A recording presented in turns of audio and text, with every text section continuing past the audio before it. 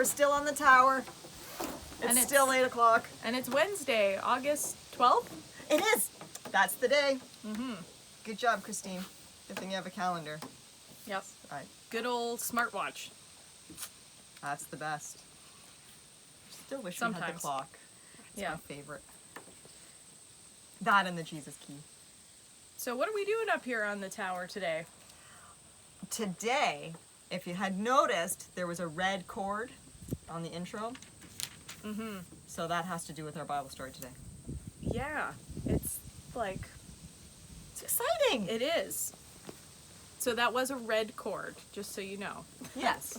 Some versions say it's a scarf, but mine says cord. All right, do you know where it is?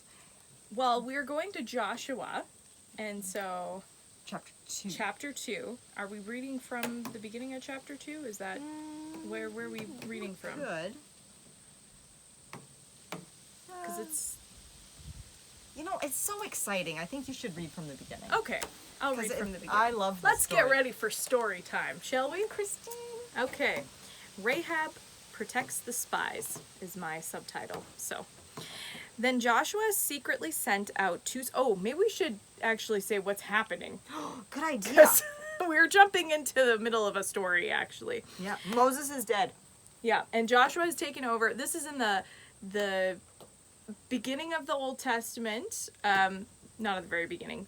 But if you guys know the story of Moses, and he took the Israelites out of Egypt, and then they had to wander in the desert after they were too scared to go in the Promised Land. Yep. And so now Joshua is leading the Israelites into the Promised Land, and they've got a bit of a snag that they've come across in terms of the city of Jericho. Yes. And it's big. Yeah, and God has told them that they get to have this land. So, and God has a plan. Yes. So then Joshua does the plan. All right. Then Joshua secretly sent out 2 spies from the Israelite camp at Acacia Grove. He instructed them, scout out the land on the other side of the Jordan River, especially around Jericho. So the 2 men set out and came to a house of a prostitute named Rahab and stayed there that night. But someone told the king of Jericho, some Israelites have come here tonight to spy out the land. So the king of Jericho sent orders to Rahab, bring out the men who have come into your house, for they have come here to spy out the whole land. Rahab had hidden the 2 men, but she replied, yes, the men were here earlier, but I didn't know where they were from. They left the town at dusk as the gates were about to close. I don't know where they went. If you hurry, you can probably catch up with them. But actually, she had taken them up to the roof and hidden them beneath bundles of flax she had laid out. So the king's men went looking for the spies along the road leading to the shallow crossings of the Jordan River. And as soon as the king's men had left, the gate of Jericho was shut. Before the spies went to sleep that night, Rahab went up on the roof to talk with them. I know the Lord has given you this land, she told them. We are all afraid of you. Everyone in the land is living in terror, for we have heard how the Lord made a dry path for you through the Red Sea. This is referencing back to when Moses left Egypt. Yes. Which you've probably heard the story, and if you haven't, you got to check it out. Oh, that's like an intense story. Yeah. When you left Egypt. And we know what you did to Sihon and Og, the 2 Amorite kings east of the Jordan River, whose people you completely destroyed.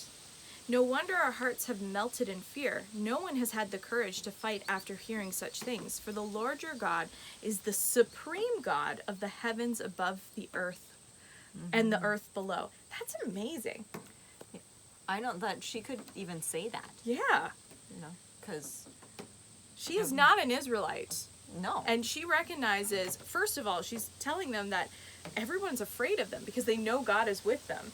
Yeah. But she also recognizes the holiness and mighty and supremeness of the Lord God. I know. That's amazing. It's crazy. It really is.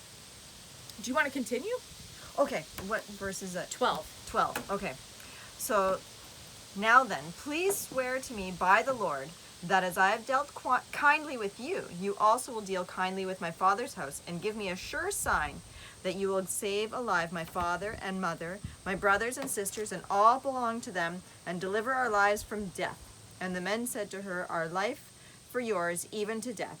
If you do not tell this business of ours, then when the Lord gives us the land, we will deal kindly and faithfully with you."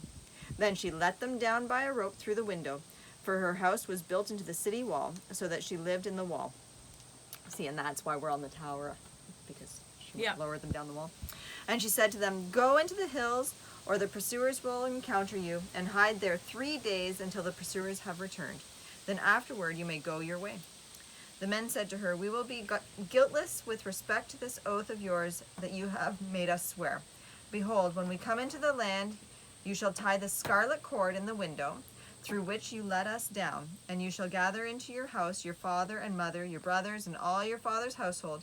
Then if anyone goes out of the doors of your house into the street, his blood shall be on his own head, and we shall be guiltless. But if a hand is laid on anyone who is with you in the house, his blood shall be on our head. But if you tell this business of ours, then we shall be guiltless with respect to your oath that you have made us swear." And she said, "According to your word, so be it." Then she sent them away, and they departed, and she tied the scarlet cord in the window. You know what, I just read that, and I was like, she didn't wait to tie the cord, because, people might be wondering, why is she tying a scarlet cord in the window? And I have actually rope in my version. Yours says rope? Okay, yeah, because I've read it a scarf somewhere too, but I don't know, I don't like that, because I wouldn't want to be a really long scarf. And I wouldn't want to be lowered down by a scarf. I would be questioning its strength. Maybe scarves were stronger back then, but I think a scarf would break. But a cord or a rope, that I can believe. But you know what I also think is like a big deal that people sort of gloss over, and I think in Sunday school classes they never mention the fact that she was a prostitute. Like, she did not have the best job. No. And they still allowed her to be part of Israel. Yeah. Part of God's plan for protection. Yeah. And they didn't hold that against her. No. And I just think that's so exactly what the gospel is, even to this day. Because God doesn't care what we've done before. He's just like, as long as we acknowledge him as, just like she did, the supreme God of the heavens. And so that's what it is. Once we acknowledge that Christ was all these things, then it's like our scarlet cord got wrapped in the window. So. Yeah. And you know what? She has a special place in the Bible now, because she's not just mentioned here in Joshua. No, she is she's mentioned even in the New Testament.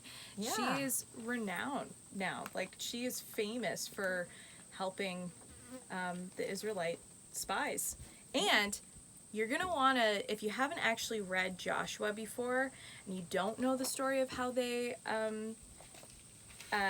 defeated Jericho, you're going to want to read that, because that's a really cool story. Yeah. And Rahab had an important part about it, because this was at the very beginning. See? So we read the story of Ruth last week. Mm-hmm. So, who ended up marrying Boaz. So Boaz's mother was Rahab. No kidding. Yep. I just read it. And Solomon, the father of Boaz, by Rahab. Whoa. Small world.